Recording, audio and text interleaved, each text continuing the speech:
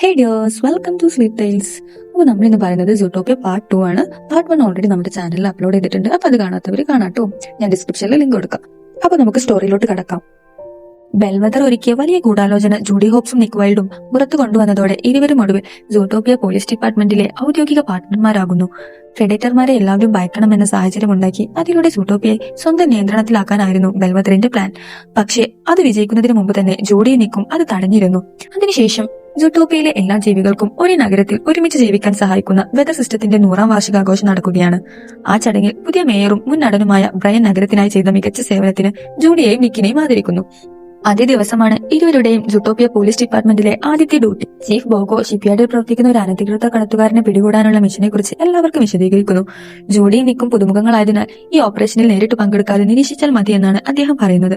പക്ഷെ അത് കേൾക്കാൻ പോലും നിൽക്കാതെ ഇരുവരും നേരത്തെ തന്നെ അവിടേക്ക് പുറപ്പെട്ടിരുന്നു. ഷിപ്പ്യാർഡിലേക്ക് ആരും കാണാതെ കടക്കാൻ ശ്രമിക്കുന്നതിനിടെ അവരെ അവിടെ ഉണ്ടായിരുന്ന ഒരു ഉദ്യോഗസ്ഥൻ തടയുന്നു. പക്ഷെ യഥാർത്ഥത്തിൽ അയാളാണ് ആ കടത്തുകാരൻ. അപ്പോൾ നിക്കും ജൂഡിയും ഒരു ചെറിയ നാടകം കളിക്കുന്നു. അവരുടെ കുഞ്ഞ് ഈ കപ്പലിന്റെ വലിയ ആരാധകനാണെന്നും ഒരു ഒപ്പെങ്കിലും കൊടുത്താൽ അവൻ വളരെ സന്തോഷിക്കുമെന്നുമാണ് അവർ പറയുന്നത്. അത് വിശ്വസിച്ച് അയാൾ ഒപ്പിടാൻ തുടങ്ങുന്നു. ആ സമയത്ത് ജൂഡി ഒളിച്ചുകൊണ്ട് ഒരു കണ്ടെയ്നർ തുറക്കാൻ ശ്രമിക്കുന്നു. പക്ഷേ ഒരു ശബ്ദം കേട്ടതോടെ അയാൾ തിരിഞ്ഞു നോക്കുന്നു. അതേസമയം കണ്ടെയ്നറിനുള്ളിലെ മുഴുവൻ അനധികൃത സാധനങ്ങളും പുറത്തേക്ക് വീഴുന്നു. കാര്യങ്ങൾ കൈവിട്ടെന്ന് മനസ്സിലായ ഉടൻ കടത്തുകാരൻ തന്റെ വാനിൽ കയറി രക്ഷപ്പെടുന്നു. അവനെ പിന്തുടരാൻ നിക്കും ജോഡിയും സമീപത്തുണ്ടായിരുന്ന ഒരു സാധാരണ പൗരന്റെ കാറെടുത്ത് പിന്നാലെ പോകുന്നു. ആ കാർ ചേസ് നഗരത്തിലുടനീളം വലിയ നാശനഷ്ടങ്ങൾ ഉണ്ടാക്കുന്നു. മേയറിന്റെ പ്രതിമയുടെ ഇനോഗ്രേഷൻ ചടങ്ങ് വരെ തകർന്നു പോകുന്നു. എന്നാൽ ഒടുവിൽ നിക്കിനും ജോഡിക്കും മുമ്പ് തന്നെ മറ്റൊരു ഡിറ്റക്റ്റീവ് കടത്തുകാരനെ അറസ്റ്റ് ചെയ്യുന്നുണ്ട്. അപകടത്തിൽ തകർന്ന വാനിനുള്ളിൽ ബോധം വീണ്ടെടുത്ത ജൂഡിക്ക് അവിടെ നിന്നൊരു പാമ്പിന്റെ പഴയ തോല് കിട്ടുന്നു. സ്റ്റേഷനിൽ തിരിച്ചെത്തിയപ്പോൾ ഉത്തരവ് അനുസരിക്കാതെ പ്രവർത്തിച്ചതിന് ചീഫ് ബോഗോ ഇരുവരെ നന്നായി സഹായിക്കുന്നുണ്ട്. അപ്പോഴാണ് ജൂഡി താൻ കണ്ടെത്തിയ പാമ്പിന്റെ തോൽ അദ്ദേഹത്തെ കാണിക്കുന്നത്. സൂട്ടോപ്പിയയിൽ സാധാരണ റെപ്റ്റൈൽസിന് പ്രവേശനമില്ല. അങ്ങനെയിരിക്കെ ഇവിടെ പാമ്പിന്റെ തോൽ കിട്ടിയത് വളരെ സംശയകരമാണെന്ന് ജൂഡി പറയുന്നു. പക്ഷേ ബോഗോ അതിന് യാതൊരു പ്രാധാന്യവും നൽകുന്നില്ല. ആ വിഷയം അവിടെ തന്നെ അവസാനിപ്പിക്കുകയും ചെയ്യുന്നു. എന്നാൽ പിന്നീട് ഒറ്റയ്ക്ക് സംസാരിക്കുമ്പോൾ നഗരത്തിനു വേണ്ടി അവർ വലിയൊരു സേവനമാണ് ചെയ്തതെന്നും തനിക്ക് ഇരുവരെയും ഇഷ്ടമാണെന്നും ബോഗോ പറയുന്നുണ്ട്.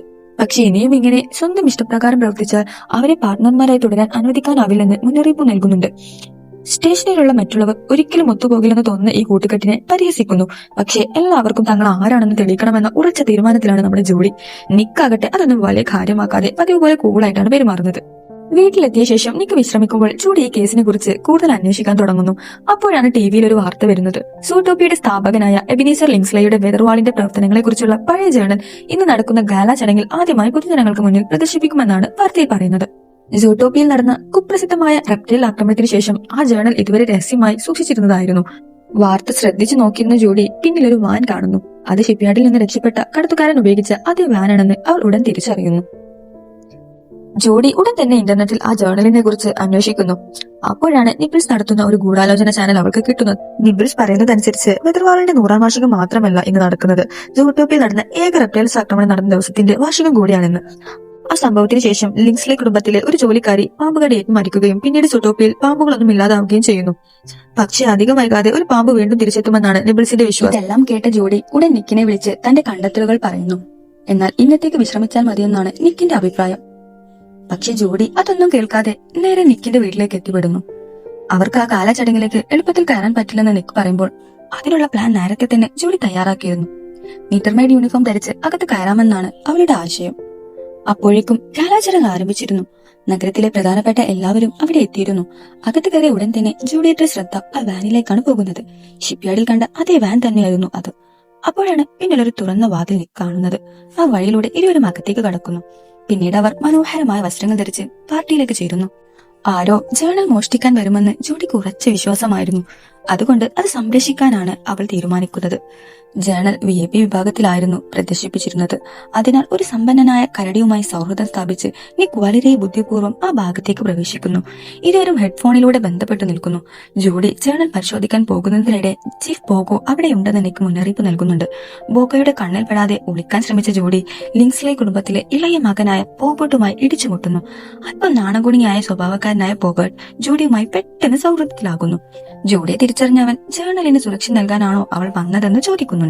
ഇരുവരും സന്തോഷത്തോടെ സംസാരിച്ചുകൊണ്ടിരിക്കുമ്പോൾ സംസാരിക്കാൻ ശ്രമിച്ച നിക്കിന്റെ ഹെഡ്ഫോൺ അബദ്ധത്തിൽ താഴെ വീണുന്നു. ഹെഡ്ഫോൺ എടുക്കാൻ കുനിഞ്ഞ നിക്ക് അവിടെ നിന്ന് വീണ്ടും ഒരു പാമ്പിന്റെ തോൽ കണ്ടെത്തുന്നു. അപ്പോഴേക്കും ലിൻസ്ലെ കുടുംബത്തിന്റെ തലവനായ മിൽട്ടൺ, മൂത്ത മകനായ കാട്രിക്കും മകളും ഒപ്പം അവിടേക്ക് എത്തുന്നു. ഇരുവരും പോപ്പറ്റിനെ എപ്പോഴും കളിയാക്കുന്നവരാണ്. തുടർന്ന് മേയറും മിൽട്ടണും വേദിയിലേക്ക് കയറുന്നു. അതേസമയം കിട്ടിയ സൂചനകൾ പിന്തുടർന്ന നിക്ക് മുകളിലെ വലിയ ചാൻഡിലിയറിന് മുകളിൽ ഒളിച്ചിരിക്കുന്ന ഒരു ദുരൂഹ രൂപത്തെ കാണുന്നു. അത് മറ്റുള്ളവരെ അറിയിക്കാൻ ശ്രമിക്കുന്നതിനിടെ അവൻ ചീഫ് ബോഗോയുമായി ഇടിച്ചുമുട്ടുന്നു. ദേഷ്യം വന്ന ബോഗോ നിക്കിനെ അവിടെ നിന്നും പിടിച്ചു കൊണ്ടുപോകുന്നു. ഇതെല്ലാം കണ്ട ജോഡി ഒന്നും മനസ്സിലാക്കാതെ നിൽക്കുമ്പോൾ നിക്ക് ലൈറ്റ് തള്ളിവിടുന്നു. അതോടെ ഒളിച്ചിരുന്ന ആ രൂപം എല്ലാവരുടെയും മുന്നിലേക്ക് വീഴുന്നു. അത് മറ്റാരുമല്ല, ഒരു വൈപ്പർ പാമ്പായിരുന്നു. പാമ്പിനെ കണ്ട മാത്രം എല്ലാവരും ഭയന്ന് നാലുപാടും ഓടി തുടങ്ങുന്നു. നിമിഷങ്ങൾക്കകം അവിടെ ആകെ കലാപമാവുന്നു. ആ തിക്കും തിരക്കിനിടയിൽ പാമ്പ് മിൽട്ടലിനെയും അവിടെയുള്ള ജേർണലും എടുത്തുകൊണ്ട് രക്ഷപ്പെടുന്നു. ഉടൻ തന്നെ ജൂഡി അവന്റെ പിന്നാലെ ഓടുന്നു. നിക്കും പിന്തുടരുന്നുണ്ട്. ചീഫ് ബോഗോയും ഇവർക്ക് പിന്നാലെയുണ്ട്. ഓടുന്നതിനിടെ ചുറ്റുമുള്ള എല്ലാം തകർന്നു വീഴുന്നുണ്ടായിരുന്നെങ്കിലും ജൂഡിക്ക് പുറത്തേക്ക് എത്താൻ സാധിക്കുന്നു. എന്നാൽ നിക്ക് അകത്ത് തന്നെ കുടുങ്ങിപ്പോകുന്നു. അതേസമയം പാമ്പ് ഒരു മുറിക്കുള്ളിൽ ഒളിച്ച് മിൽട്ടണിന്റെ കണ്ണുകൾ ഉപയോഗിച്ച് ജേർണൽ സൂക്ഷിച്ചിരുന്ന സുരക്ഷാ പെട്ടി തുറക്കുന്നു. അവിടേക്ക് എത്തിയ ജൂഡി മിൽട്ടണിനെ ഉപദ്രവിക്കരുതെന്ന് പാമ്പിനോട് പറയുന്നു. അതിന് പാമ്പ് ശക്തമായി മറുപടി പറയുന്നുണ്ട്. ഞങ്ങൾ ഒരിക്കലും ആരെയും ഉപദ്രവിച്ചിട്ടില്ല. യഥാർത്ഥ കുറ്റവാളികൾ ഞങ്ങളല്ല, ഇവനാണ്. ഈ ജേർണൽ ഞങ്ങളുടെ നിരപരാധിത്വം തെളിയിക്കും. അത് തെളിഞ്ഞാൽ ഞങ്ങൾക്ക് വീണ്ടും സുട്ടോപ്പിയയിലേക്ക് തിരികെ വരാൻ കഴിയും. അപ്പോഴേക്കും നിക്ക് എത്തി പാമ്പിനെ അടിച്ച് ബോധരഹിതനാക്കുന്നു. മിൽട്ടൺ ഉടൻ ജേർണൽ കയ്യിലെടുക്കുന്നു. അതേസമയം മകനും മകളും അകത്ത് കയറി പോലീസ് എത്തുകയാണെന്ന് അറിയിക്കുന്നു. ഉടൻ തന്നെ മിൽട്ടൺ പാമ്പിനെ കൊന്നുകളയാനും ജേർണൽ കത്തിച്ചു കളയാനും ഉത്തരവിടുന്നു. അതിനുശേഷം നിക്കിനോടും ജോഡിയോടും തിരഞ്ഞ് പാമ്പാണ് ഞങ്ങളെ ആക്രമിച്ചതെന്ന് പോലീസിനോട് പറയണമെന്നും ഈ സംഭവത്തെക്കുറിച്ച് ഇനി ഒരിക്കലും സംസാരിക്കരുതെന്നും ഭീഷണിപ്പെടുത്തുന്നു. പക്ഷെ ജൂഡി തീ എറിഞ്ഞ് അവരുടെ ശ്രമം തടയുന്നു. ജൂഡി പാമ്പിനെയും കൂട്ടി രക്ഷപ്പെടാൻ ശ്രമിക്കുമ്പോൾ നിക്ക് അവനെ സഹായിക്കാൻ എത്തുന്നു. അപ്പോഴേക്കും ബോധം വീണ്ടെടുത്ത പാമ്പ് നിയന്ത്രണം വിട്ട് ശരീരം ചുറ്റി കറങ്ങാൻ തുടങ്ങുന്നു. അതിനിടെ ജേർണൽ അവന്റെ കയ്യിൽ നിന്ന് തെറിച്ചു പോകുന്നുണ്ട്. അന്നേരം തന്നെ ചീഫ് ബോഗോ അകത്തേക്ക് കയറി വരുന്നു. എന്നാൽ അബദ്ധത്തിൽ പാമ്പ് ബോഗോയെ കടിച്ചു പോകുന്നു. ബോഗോയെ സഹായിക്കാൻ ജൂഡി ഓടിയെത്തുന്നു. പക്ഷെ മറ്റു പോലീസ് ഉദ്യോഗസ്ഥർ എത്തുമ്പോൾ കാട്രിക് അവർ പാമ്പിനെ രക്ഷിക്കാൻ ശ്രമിക്കുകയാണെന്ന് ആരോപിക്കുന്നു. അതോടെ പോലീസുകാർ നിക്കിനെയും ജൂഡിയെയും അറസ്റ്റ് ചെയ്യാൻ മുന്നോട്ട് വരുന്നു. അതൊടുക്കത്തിൽ പാമ്പിനെ പുറത്തേക്ക് തള്ളിയിടുന്നു. അപ്പോൾ തന്നെ ഒരു ദുരൂഹനായ ബൈക്ക് യാത്രക്കാരൻ എത്തി അവനെയും കൂട്ടി അവിടെ നിന്ന് രക്ഷപ്പെടുന്നു. പോലീസുകാർ നിക്കിനും ജോഡിക്കും നേരെ വെടിയുതിർക്കാൻ തുടങ്ങുന്നു. രക്ഷപ്പെടാൻ ജൂഡി ജേർണൽ കയ്യിൽ പിടിച്ചുകൊണ്ട് ജനാലയുടെ പുറത്ത് ചാടുന്നു. ജനാലയിലൂടെ ചാടി രക്ഷപ്പെട്ട ജോഡി നിക്കും ഓടുന്നതിനിടെ മിസ്റ്റർ ബിക്കിന്റെ കാറുമായി കൂട്ടിയെടുക്കുന്നു. ഉടൻ തന്നെ അദ്ദേഹത്തിന്റെ ഗുണ്ടകൾ ഇരുവരെയും പിടിച്ച് ഒരു ട്രക്കിനുള്ളിലേക്ക് കൊണ്ടുപോകുന്നു. അതേസമയം നടന്ന ആക്രമണത്തിന്റെ വാർത്ത സൂട്ടോപ്പിയ മുഴുവൻ പടരുന്നു. ബോഗോ ചികിത്സയിലായിരിക്കുമ്പോൾ ജോഡി നിക്കും ഇപ്പോൾ നിയമത്തിൽ നിന്ന് ഒളിച്ചോടുന്ന കുറ്റവാളികളായി പ്രഖ്യാപിക്കപ്പെടുന്നു. മിൽട്ടൺ നേരെ മേയർ ബ്രൈന്റെ അടുത്തെത്തി ആ മൂന്നുപേരെയും എങ്ങനെയെങ്കിലും ഇല്ലാതാക്കണമെന്ന് തുറന്നു പറയുന്നു. ജേർണൽ തിരികെ പിടിച്ച് അവരോടൊപ്പം തന്നെ അത് മൂടിക്കളയണമെന്നും അല്ലെങ്കിൽ പുതിയൊരു മേയറെ കണ്ടെത്തേണ്ടി വരുമെന്നും അയാൾ ഭീഷണിപ്പെടുത്തുന്നു.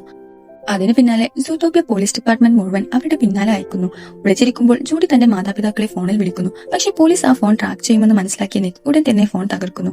ഇതിനിടെ മിസ്റ്റർ ബിക്കിന്റെ ആളുകൾ അവരെ ഒരു ബാഗ് നിർമ്മാണ ഫാക്ടറിയിലേക്ക് കൊണ്ടുപോകുന്നു. ഇപ്പോൾ മിസ്റ്റർ ബിക്കിന്റെ മക്കളാണ് കുടുംബ ബിസിനസ് നോക്കുന്നത്. അവർ ജൂഡിക്കും നിക്കിനും പുതിയ തിരിച്ചറിയലുകൾ ഒരുക്കി കൊടുക്കുകയും കുറച്ചുകാലം ഒളിവിൽ കഴിയാൻ ഉപദേശിക്കുകയും ചെയ്യുന്നു. ലിൻസ്ലെ കുടുംബം വളരെ ശക്തരും അപകടകാരികളുമാണ്. അവരോട് നേരിട്ട് ഏറ്റുമുട്ടുന്നത് എളുപ്പമല്ലെന്നാണ് മിസ്റ്റർ ബിഗ് പറയുന്നത്. പക്ഷേ ജൂഡി പിന്നോട്ട് പോകാൻ തയ്യാറായിരുന്നില്ല. ജേർണലിനെ കുറിച്ച് എന്തെങ്കിലും വിവരമുണ്ടോ എന്ന് അവൾ ചോദിക്കുന്നു. മിസ്റ്റർ ബിഗിന് അതിനെക്കുറിച്ച് ഒന്നും അറിയില്ല.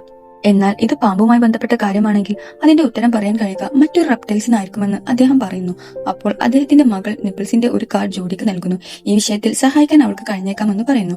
അങ്ങനെ അവർ നിപ്പിൾസിനെ കാണാൻ പോകുന്നു. ആദ്യം കണ്ടപ്പോൾ തന്നെ അവൾക്ക് അല്പം വിചിത്രമായ സ്വഭാവമാണെന്ന് തോന്നുന്നു. എങ്കിലും ജൂഡി അവളെ വിശ്വസിച്ച് പിന്നാലെ പോകാൻ തന്നെ തീരുമാനിക്കുന്നു. നിപ്പിൾസ് അവരെ മാർഷ് മാർക്കറ്റിലേക്ക് കൊണ്ടുപോകുന്നു. അവിടെയാണ് ഭൂരിഭാഗം റെപ്റ്റൈൽസുകളും താമസിക്കുന്നത്. അവളുടെ സുഹൃത്തായ ജീസസ് എന്ന പള്ളിയും അവിടെയാണുള്ളത്. സൂട്ടോപ്പിയ ആധുനിക നഗരമായി വളർന്നപ്പോൾ ഈ പ്രദേശം നഗരത്തിൽ നിന്ന് വേർപെട്ടുപോയി. അതുകൊണ്ടാണ് റെപ്റ്റൈൽസ് ഇവിടെ സ്വന്തം ജീവിതം സമാധാനപരമായി ജീവിക്കുന്നത് എന്ന് നിപ്പിൾസ് പറയുന്നു. അതേസമയം സംസാരിക്കുന്നതിനിടെ നിക്ക് അബദ്ധത്തിൽ ഒരു കടൽ സിംഹത്തെ അപമാനിക്കുന്നു. സ്ഥിതി വഷളാകുന്നതിന് മുമ്പ് നിപ്പിൾസ് അവനെ അവിടെ നിന്നും വലിച്ചു കൊണ്ടുപോകുന്നു. ശേഷം അവൾ ഒരു ഹിപ്പോയെ വിളിക്കുന്നു. എന്നാൽ അത് സാധാരണ ഹിപ്പോയല്ല, ഒരു ഫെറിയാണ്. അയാൾ അവരെ ഉപേക്ഷിക്കപ്പെട്ട ഒരു പഴയ കപ്പലിലേക്ക് കൊണ്ടുപോകുന്നു. അവരെ പിന്തുടർന്നെത്തിയ പോലീസ് അവിടെയും എത്തുന്നു. വഴികാട്ടാൻ കടൽ സിംഹം സഹായിച്ചെങ്കിലും പോലീസുകാരും അറിയാതെ അതിനെയും അപമാനിച്ചു പോകുന്നു. ഒടുവിൽ നിപ്പിൾസ് അവരെ തന്റെ സുഹൃത്തായ ജീസസിന്റെ അടുത്തേക്ക് കൊണ്ടുപോകുന്നു. അവൻ അവർക്കായി കുറിച്ച് പുഴുക്കൾ ഭക്ഷണമായി നൽകുന്നു. അവനെ വിഷമിപ്പിക്കാതിരിക്കാൻ നിക്കും ജോഡിയും അത് മനസ്സില്ലാ മനസ്സോടെ കഴിക്കുന്നു. പക്ഷെ അടുത്ത നിമിഷം തന്നെ ജീസസും ചുറ്റുമുണ്ടായിരുന്നവരും പൊട്ടിച്ചിരിക്കുന്നു. അതെല്ലാം ഒരു പ്രാങ്ക് മാത്രമായിരുന്നു. ശേഷം ജോഡി ജേർണൽ ജീസസിന് കാണിച്ചു കൊടുക്കുന്നു. അതിലെ ലോഹ കവചം കണ്ട ജീസസ് യഥാർത്ഥ രഹസ്യം ജേർണലിനുള്ളിലില്ല, ആ ലോഹ കവറിലായിരിക്കുമെന്ന് പറയുന്നു. വൈപ്പർ പാമ്പുകൾക്ക് ലോഹത്തിൽ മറിഞ്ഞിരിക്കുന്ന കാര്യങ്ങൾ കാണാൻ കഴിയുമെന്നതിനാലാണ് അത് പറയുന്നതെന്നും അവൻ വിശദീകരിക്കുന്നു.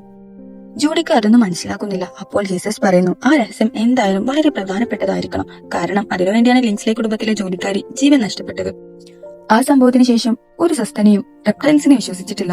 അതുകൊണ്ടാണ് എല്ലാവരും ഈ ഭാഗത്തേക്ക് മാറിപ്പോയത്. അതിനുശേഷം ലിങ്സ്ലി കുടുംബം നഗരം കൂടുതൽ വികസിപ്പിച്ചു. ഇപ്പോഴും അതേ വികസനം വീണ്ടും നടക്കുകയാണ്.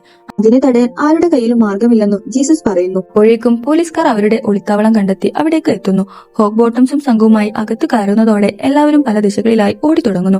ആ തിക്കും തിരക്കിനിടയിൽ ജീസസ് ജൂഡിയെയും നിക്കിനെയും സുരക്ഷിതമായി പുറത്തേക്ക് കൊണ്ടുപോകുന്നു.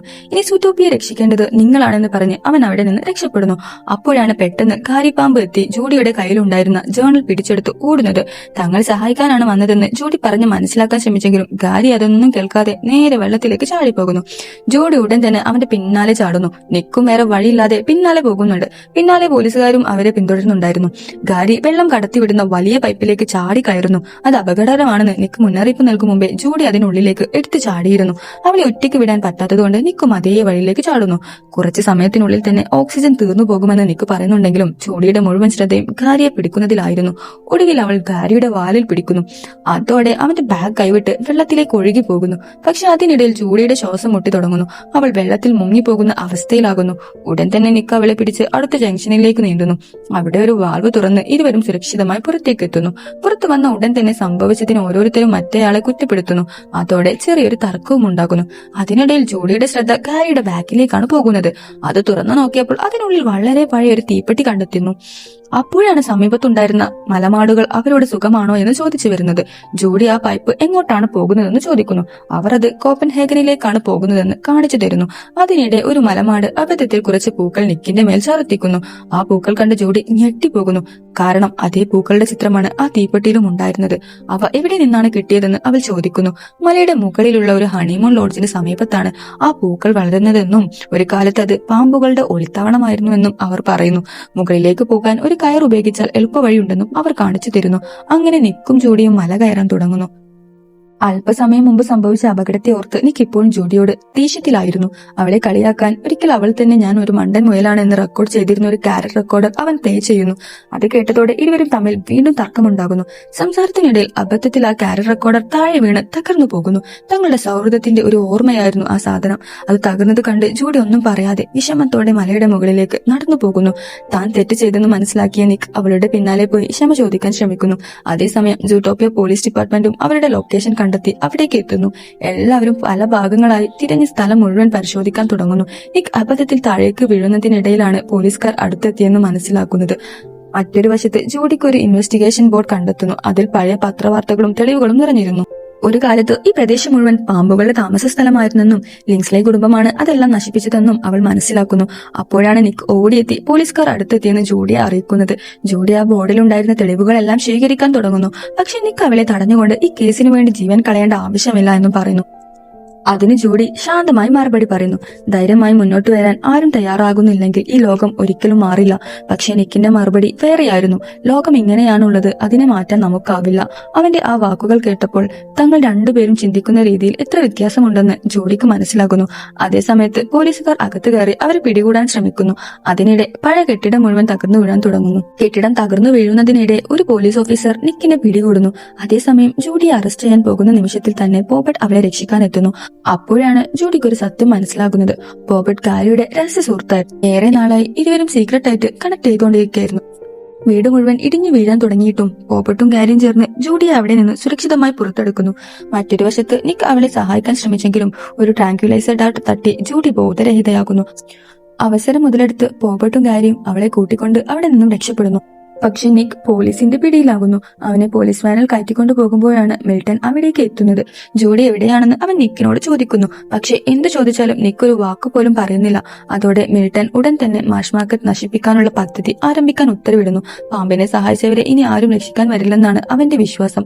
അതിനുശേഷം നിക്കിനെ നേരെ ജയിലിലേക്ക് കൊണ്ടുപോകുന്നു. അതേസമയം കിറ്റി തന്റെ അച്ഛനായ മിൽട്ടണിനെ ഒരു രോമകഷ്ണം കാണിക്കുന്നു. അത് കണ്ട മിൽട്ടൺ എന്തോ മനസ്സിലാക്കുന്നു. ഉടൻ തന്നെ പോബർട്ടിനെ കണ്ടെത്താൻ അവൻ ആളുകളോട് ഉത്തരവിടുന്നു. കുറച്ചു സമയത്തിനുശേഷം ജൂഡിക്ക് ബോധം വരുന്നു. അവളൊരു ബൈക്കിലായിരുന്നു. ബൈക്ക് ഓടിക്കുന്നത് പോബർട്ടായിരുന്നു. കൂടെ ഗാരിയും ഉണ്ടായിരുന്നു. നിക്ക് അറസ്റ്റിലായ കാര്യം അവർ ജൂഡിയെ അറിയിക്കുന്നു. അല്പസമയം കഴിഞ്ഞ് അവർ ഒരു നഗരത്തിന്റെ സമീപത്തെത്തുന്നു. അവിടെ ജൂഡിയും ഗാരിയും ഒളിച്ചിരിക്കാനായി ഇറങ്ങുന്നു. അപ്പോഴാണ് ഗാരി സ്വയം പരിചയപ്പെടുത്തുന്നത്.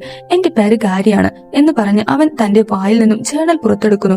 തന്റെ വിഷപ്പല്ലുകളെ കുറിച്ച് പേടിക്കേണ്ടതില്ലെന്നും അതിനുള്ള ആന്റി വിഷം തന്റെ കൈവശമുണ്ടെന്നും അവൻ പറയുന്നു.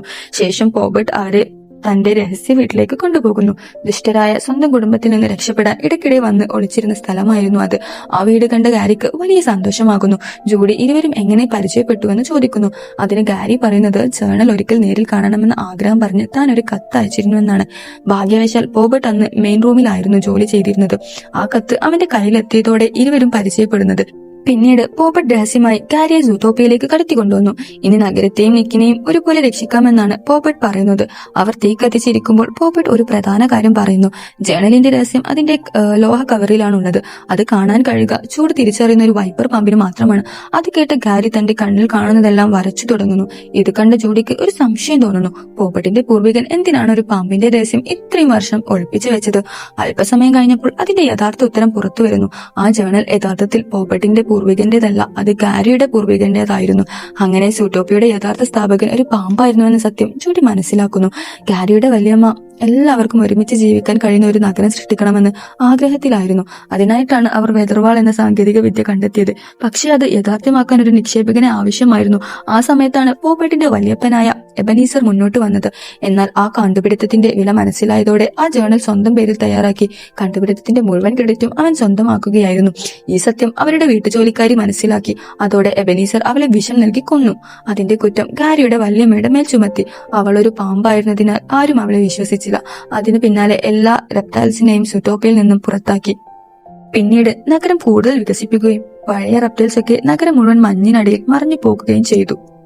ആ രഹസ്യം ആരും കണ്ടെത്തില്ലെന്നാണ് എബനീസർ കരുതിയത്. പക്ഷേ ഗാരിയുടെ വല്യമ്മ അതിനു മുമ്പ് യഥാർത്ഥ പാറ്റേൺ കണ്ടെത്തിയിരുന്നു. അത് സ്വന്തം വീട്ടിൽ സുരക്ഷിതമായി ഒളിപ്പിച്ചു വെക്കുകയും ചെയ്തു. ഗാരി പഴയ നഗരത്തിന്റെ മാപ്പ് വരച്ചു കാണിച്ചതോടെ മഞ്ഞിനടിയിൽ മറഞ്ഞു കിടക്കുന്ന റെപ്റ്റൈൽസ് പഴയ നഗരം എവിടെയാണെന്ന് അവർക്ക് മനസ്സിലാകുന്നു. പക്ഷേ ഇത്രയും മഞ്ഞിനടിയിൽ കിടക്കുന്ന ആ വീട് എങ്ങനെ കണ്ടെത്തും എന്ന സംശയം എല്ലാവർക്കും ഉണ്ടാകുന്നു. അപ്പോഴാണ് ജൂഡിക്ക് ഒരു ഐഡിയ തോന്നുന്നത്. പഴയ നഗരത്തിനടുത്ത് ഒരു ലൈറ്റ് ഹൗസ് ഉണ്ടായിരുന്നുവെന്നും അത് വീണ്ടും തെളിയിക്കാൻ കഴിഞ്ഞാൽ ആ വീട് എളുപ്പത്തിൽ കണ്ടെത്താനാകുമെന്നും അവൾ പറയുന്നു.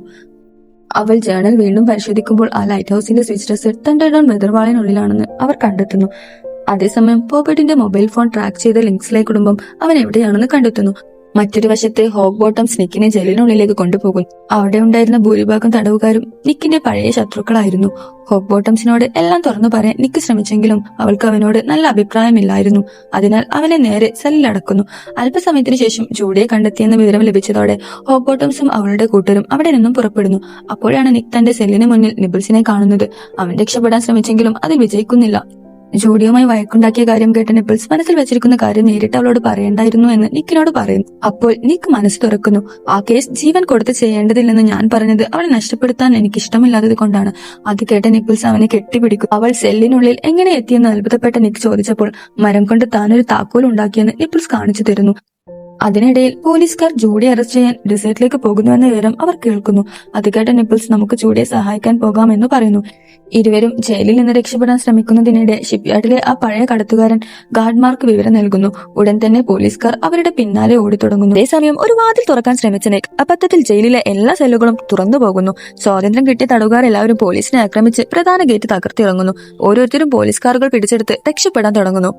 ഡെസേർട്ടിലെത്താൻ വേഗം കൂടി ഒരു ഡ്രൈവർ വേണമെന്ന് നിപ്പിൾസ് പറയുന്നു. ഉടൻ തന്നെ നിക്ക് ഫ്ലാഷ് എന്ന സ്ലോത്തിനെ വിളിക്കുന്നു. പേര് സ്ലോത്ത് ആയിരുന്നെങ്കിലും അവൻ മിന്നൽ വേഗത്തിൽ കാർ ഓടിച്ച് അവരെ ലക്ഷ്യസ്ഥാനത്തേക്ക് കൊണ്ടുപോകാൻ തുടങ്ങുന്നു. വഴിമധ്യേ നിക്ക് സുട്ടോപ്പിയ പോലീസ് ഡിപ്പാർട്ട്മെന്റിലെ റിസപ്ഷനിസ്റ്റായ ബെഞ്ചമിനെ വിളിച്ച് ഹോഗ് ബോട്ടംസിന്റെ ഫോൺ ട്രാക്ക് ചെയ്യാൻ സഹായം ചോദിക്കുന്നു. അതേസമയം ജൂഡിയും കാരിയും പോപ്പട്ടും വെതർവാളിന് സമീപത്തെത്തുന്നു. അവിടെ വലിയൊരു ആഘോഷം നടക്കുകയായിരുന്നു. പിന്നാലെ പോലീസ് വരുന്നത് കണ്ട് ജൂഡി പോപ്പട്ടിന്റെ ഫോൺ ട്രാക്ക് ചെയ്യാതിരിക്കാൻ അത് ഉടൻ തകർക്കുന്നു. ശേഷം അവർ ആളുകൾക്കിടയിലൂടെ ഓടി വെതർവാളിനുള്ളിലേക്ക് കടക്കാൻ ശ്രമിക്കുന്നു. അതേസമയം ഏറെ ബുദ്ധിമുട്ടിയ ശേഷമാണ് ബെഞ്ചമിന് ഹോഗ് ബോട്ടംസ് എവിടേക്കാണ് പോകുന്നതെന്ന് കണ്ടെത്താൻ കഴിയുന്നത്.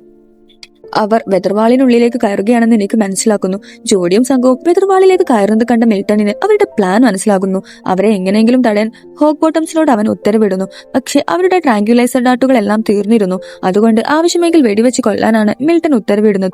അപ്പോൾ ഹോഗ് ബോട്ടംസ് ഒരു നിമിഷം മടിച്ചെങ്കിലും മറ്റൊരു ഓഫീസറുടെ ഇടിയേറ്റ് അബദ്ധത്തിൽ ആ ട്രിഗർ അമരുന്നു. എന്നാൽ അതേ സമയത്ത് ഫ്ലാഷ് തന്റെ കാർ ഇടയിൽ കയറ്റി അവരെ രക്ഷിക്കുന്നു.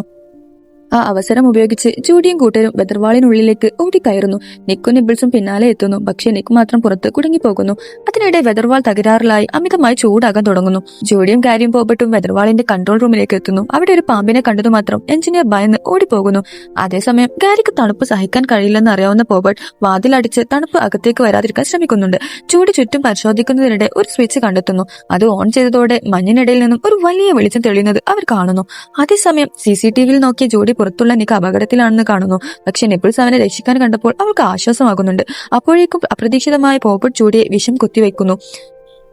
ഗാരി അവളെ രക്ഷിക്കാൻ ഓടിയെത്തുമ്പോൾ അവനെയും മഞ്ഞിലേക്ക് തള്ളിയിടുന്നുണ്ട്. പിന്നീട് പോപ്പട്ട് തന്റെ യഥാർത്ഥ മനസ്സ് തുറന്നു പറയുന്നു. ഞങ്ങൾ എപ്പോഴും മറ്റുള്ളവരുടെ നിഴലിൽ ജീവിച്ചവരാണ്. സ്വന്തം കഴിവ് തെളിക്കാൻ എപ്പോഴും പോരാടേണ്ടി വന്നവരാണ്. യഥാർത്ഥ പേറ്റൻ ഞാൻ കത്തിച്ചു കളഞ്ഞാൽ ഒടുവിൽ എന്റെ കുടുംബം എന്നെയും അംഗീകരിക്കും. അങ്ങനെ പറഞ്ഞ് ഗാരിയുടെ കൈവശമുണ്ടായിരുന്ന ആന്റി വിഷവും അവൻ എടുത്തുകൊള്ളുന്നു. അതിനുശേഷം നിക്കിനെ നേരിടാൻ അവൻ പുറത്തേക്ക് ഓടി പോകുന്നുണ്ട്.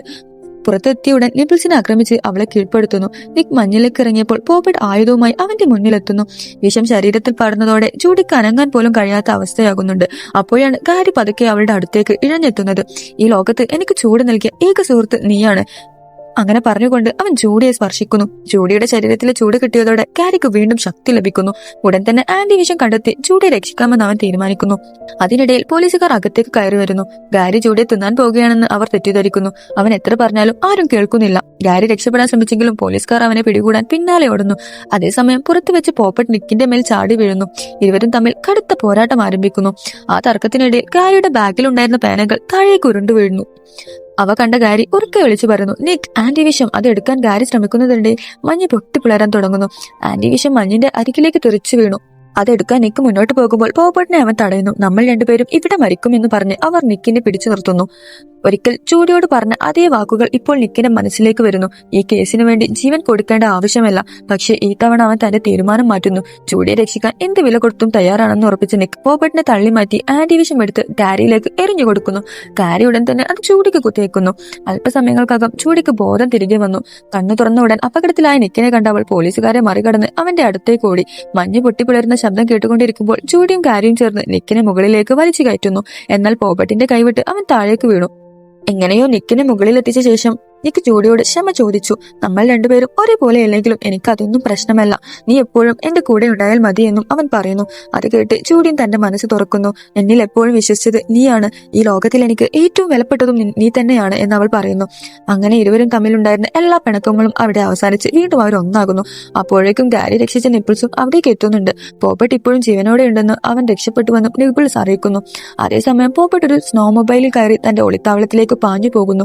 അവനെ പിന്തുടരാൻ ജൂഡിയും നിക്കും ഗാരിയും നിപ്പിൾസും മറ്റൊരു സ്നോ മൊബൈലിൽ കയറുന്നു.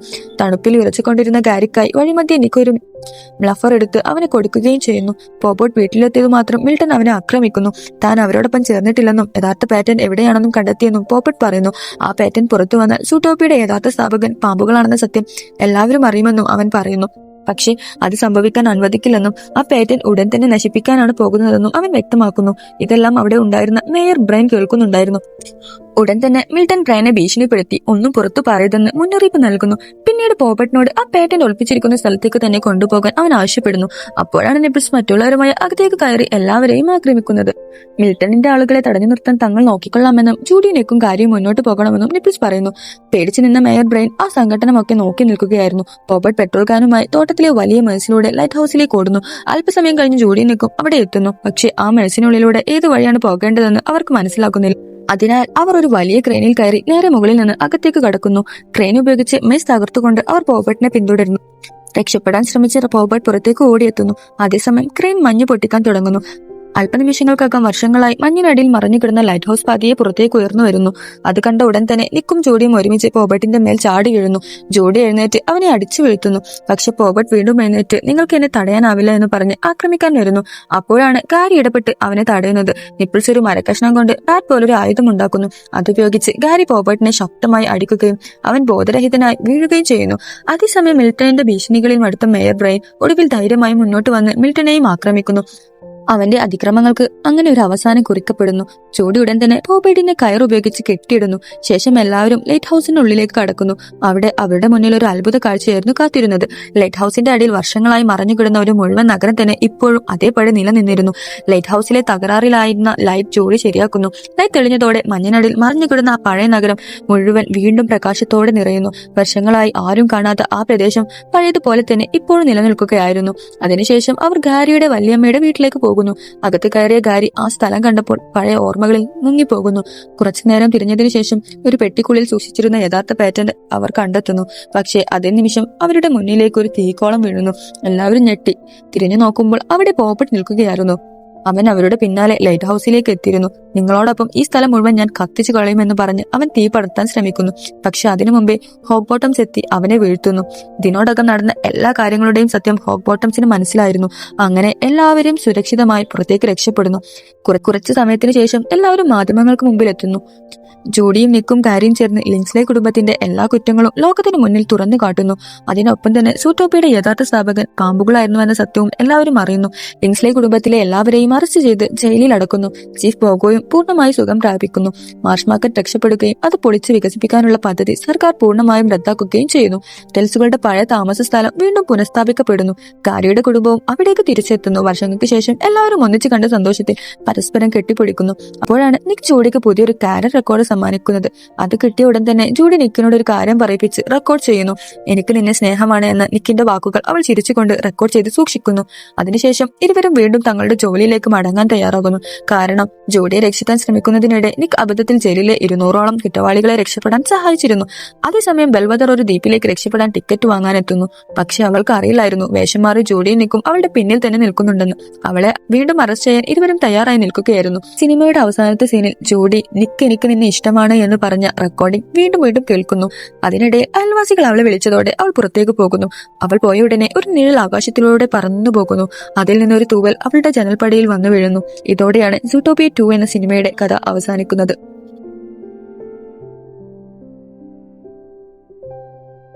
ഈ കഥ നിങ്ങൾക്ക് ഇഷ്ടമായെങ്കിൽ ലൈക്ക് ചെയ്യാനും കമന്റിലൂടെ നിങ്ങളുടെ അഭിപ്രായം അറിയിക്കാനും മറക്കരുതേ. അടുത്ത കഥയുമായി വീണ്ടും കാണാം. ബൈ.